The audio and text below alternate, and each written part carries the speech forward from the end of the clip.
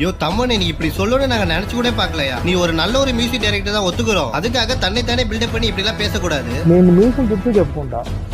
Jailer, Leo, beast, Vikram ఈ 4 సినిమాలు కలిపి ఒక ఓజీ ఆన్సర్ ఇస్తాను. అది என்னடா சொன்னாவன்?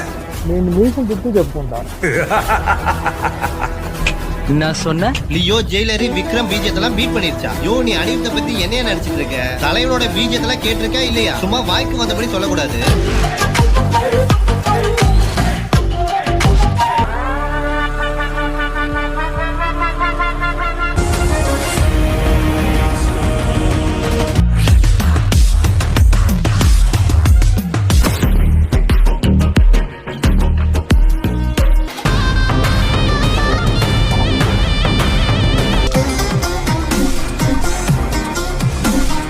இது மட்டும் இல்ல, தெலுங்கு மொழியில தலைவன் வேற லெவல்ல பீஜத்தெல்லாம் போட்டு வச்சிருக்காப்ல.